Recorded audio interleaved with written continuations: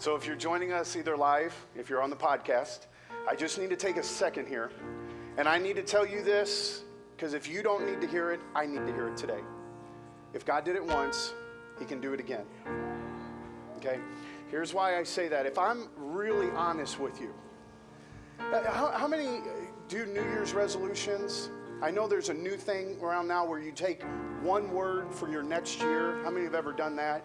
One word that's going to be your word for the year. I know some of you do. So I've already been thinking about that because I've been working on next month's sermons already. New Year's revolution. Because if we don't have a revolution in our mind, you're just going to make another revolution around the sun. And that's not what God's called you to do. And so I've already been focused. I've already been thinking about it. I've been asking this question. What is my word for 2018? And I'll be honest with you, one word keeps coming to mind. Nervous. Welcome to Positive Pete's inspirational speech this morning. I need to tell you, I'm nervous. Now, I know I can't land on that, and even the pastors won't let me here, but I'm nervous about 2018 because there's a lot of things in 2018 we're already planning on doing that I've never done before.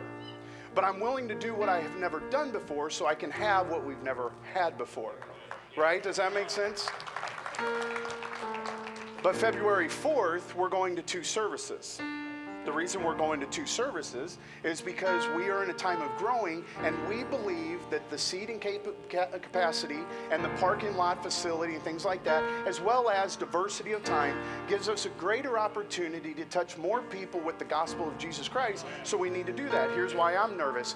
We have 2 options. We go to 2 services and grow. We go to 2 services and we decrease. Welcome to a pastor's life. See, the thing is, if you don't turn a report in on time, your manager knows about it. When we say we're growing and we go to 2 services and we don't grow, I'm the guy up here going, well, we're going to scale it back. So I'm nervous about that. Am I okay to be honest with everybody today? Okay, because what I've been doing lately is I'm focusing on how do we do this? Because the next thing you know is that our building is under contract. We're selling. So here's your building update. We don't know where we're going. We have no bids on property. We have no bids on a new building. And currently, the contract that we're under here, so in order for the finances to be in place, the zoning had to be in place. And ready for zoning to be in place, you had to have the historical credits in place. In order for that to be in place, the contract had to be. So basically, we're under a contract that has no contingencies anymore. So that means this. From now until closing, they can get out of it. I knew that wasn't good amens, right? That one isn't a paid churn. So, but here's what they did come back with. We understand that you're basically going into a partnership with us now. And because of this partnership, we want to give you an additional, everyone, you may want to warm your hands up. We're going to give you an additional $400,000 to take this journey with us. Okay, so God, now you're giving us surplus, which is something you told us you would. Now you're giving us what we need to go, but we can't actually go because they have in their pocket what we need in our pocket to pay into someone else's pocket to get the new day. Did everyone follow that? So I've been meditating on the children of Israel. Now, when I say meditating, I don't know what philosophy or worldview you have. That doesn't mean that I've been sitting around with my legs crossed, fingers turned, and humming. So, some of you read your daily Bible and to get through the Bible in a year, and so you read a lot. I'm better at reading a very short amount. That tells you a lot about me, right? Kind of IQ and everything. So, like, I would rather have quantity or quality versus quantity. So I just find myself staring at the children of Israel because there was a time when they were in Egypt, they were slaves, they were under captivity, and they weren't getting paid, but now God came and delivered them through Moses. So as they're leaving, they start getting back pay. They do. They start giving them gold. They start giving them cards. So you have the children of Israel going, man, we're getting a lot of surplus and we're getting out of town. And we have all this gold and we have all this stuff. Where are you going? Well, there's no land bought yet. There's no building bought yet. There's not a lease, a rental, or a plan. You just got to go that way. And so children of Israel now are going out. So then they get to this Mount Sinai, and here's what they were told. And this word resonates in my heart. Wait. I'm going to go up the mountain, hear from God. But when they're waiting time, what they did is they built a false worship. They built a calf out of gold, and they started worshiping. And Moses came down and goes, guys, I just told you to wait. Why couldn't you wait? Just sit there and wait. But you didn't wait. You had to come up with something that makes you feel like you're doing religion versus waiting on me and the relationship. So then they get into the wilderness, and then they start grumbling to the point where they go, we should go back. I got to be honest, it's pretty hard to say I want to stay here. How many, I'm just going to ask you a quick question. How many of you go, it's a little chilly in here today? We have never turned the heat off since last week. But it's so cold outside, this brick freezing house, sometimes you call them a brick oven if you come during the summertime. Rather than baking us in the summer, it's freezing us in winter. We can't keep up with the heat. Like we've tried. Our last month's electric bill was $1,700 trying to keep up, just having heat in here.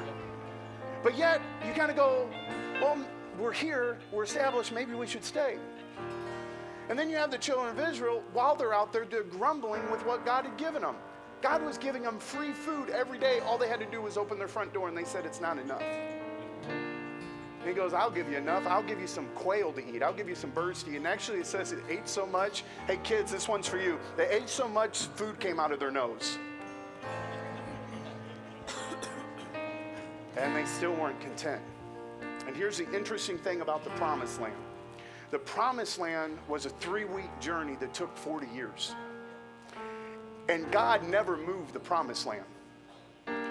Satan, the enemy, never moved the Promised Land. The Promised Land was always where it was supposed to be. The problem was the people weren't ready to grab it yet. I've started preaching and no one knows it yet. So the Promised Land was always where it was going to be. But the problem was the enemy comes and he says stuff like this to leadership. You need to, I feel like amens are in your back pocket. So why don't you stand up? Everyone stand up for me. Be ready to reach in your back pocket. I'm going to have the band come up here and help me because I'm going to start preaching now. But you got to understand this. I would love to say we're here with the plan to announce where we're going. This last week, I went to a piece of property, drove up to the house, planning on knocking on the door, and it was either the Holy Spirit that checked me or the White Castle I had right before I got there, but it didn't feel right to knock on the door because I didn't know what I was supposed to say. I didn't have that word from God that says go. I hadn't been up to the top of that mountain to get the blueprints for the new day. And so now I'm sitting here, and the last thing I'm going to do as a pastor is I'm going to come before you and go, hey, here's some false worship so that you guys feel good about not knowing where we're going. So here's a little bit of a calf. Here's a little bit of worship. So get excited about nothing. I can't do that. Here's what I can tell you. I'm excited because we're moving to the future that God has called us. The last thing in our waiting period, I'm going to be found wanting. Because if I'm wanting, God will say this, you must need to wait some more. Nope, I'm comfortable. I'm comfortable, God, right where you have me.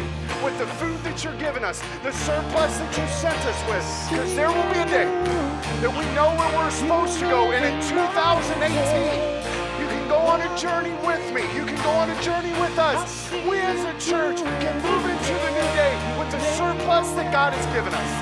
With the understanding of where we're going, but more than anything, knowing that we're in God's perfect time. And if he did it once for them, he can do it again for us. Do you agree with that? Is there a place in your life where you're ready for a mountain to be moved? Then do this. Say it. You're going to do it again. Every stronghold that you're fighting against, we have to know that he's going to make a way where there is no way. Come on, let's worship God.